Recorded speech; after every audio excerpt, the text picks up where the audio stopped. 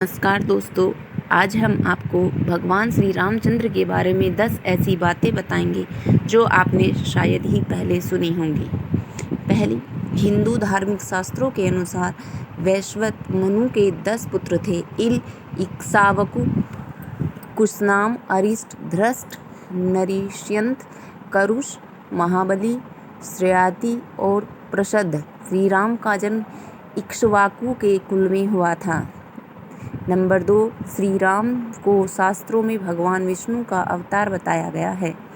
हालांकि उन्होंने अयोध्या के राजा दशरथ के यहाँ एक आम इंसान के रूप में ही जन्म लिया था।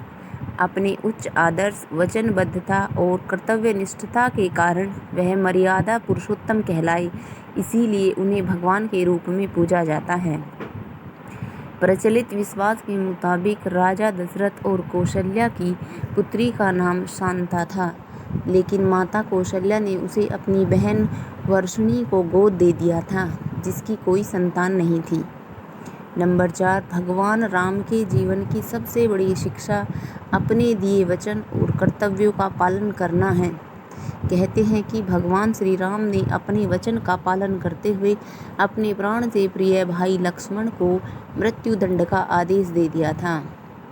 नंबर 5, कैकेयी द्वारा राजा दशरथ से राम का 14 वर्ष का वनवास मांगने का कारण कम ही लोगों को ज्ञात है। दरअसल राजा दशरथ की रानी कैकेयी राजा अक्षपति की बेटी थी। राजा अक्षपति के राजपुरोहित श्रवण कुमार के पिता रत्न ऋषि थे। कैकेयी को वेद शास्त्रों की शिक्षा रत्न ऋषि ने ही दी थी। उन्होंने कैकेयी को बताया था कि राजा दशरथ की कोई संतान राजगद्दी पर नहीं बैठ पाएगी। इसके साथ ही ज्योतिष गणना के आधार पर उन्होंने बताया था कि दशरथ की मृत्यु के बाद यही 14 वर्ष के दौरान कोई संतान गद्दी पर बैठ भी गया तो रघुवंश का नाश हो जाएगा। नंबर 6, माता सीता का हरण रावण द्वारा कर लिया गया, जिसके बाद राम और लक्ष्मण उन्हें खोज रहे थे। उन्हें जंगल में कुछ आभूषण मिले तो उनमें से कर्णफूल को लेकर श्री राम लक्ष्मण से कहता है कि ये तो सीता के कर्णफूल हैं, यह जंगल में कैसे आए। उनकी इस बात पर लक्ष्मण ने कहा कि यह कर्णफूल भाभी के है या नहीं मैं कैसे बता सकता हूँ, मैंने तो कभी भाभी के मुख की ओर देखा ही नहीं। लक्ष्मण ने कहा कि मैंने तो सेवक और पुत्र भाव से सदा भाभी के चरणों को देखा है, इसीलिए मैं सिर्फ उनकी पायल को पहचानता हूँ।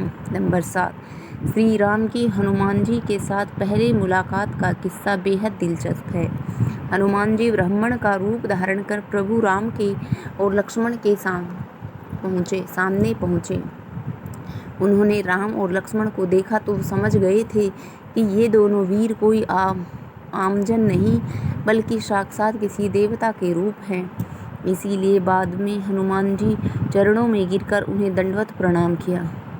नंबर 8, भगवान श्री राम को माता सीता का वियोग सहना पड़ा था, लेकिन यह वियोग उन्हें एक श्राप के कारण सहना पड़ा था। यह देव ऋषि नारद मुनि ने दिया था। नंबर 9, उत्तर रामायण में ये वर्णन मिलता है कि भगवान राम ने माता सीता का परित्याग कर दिया था।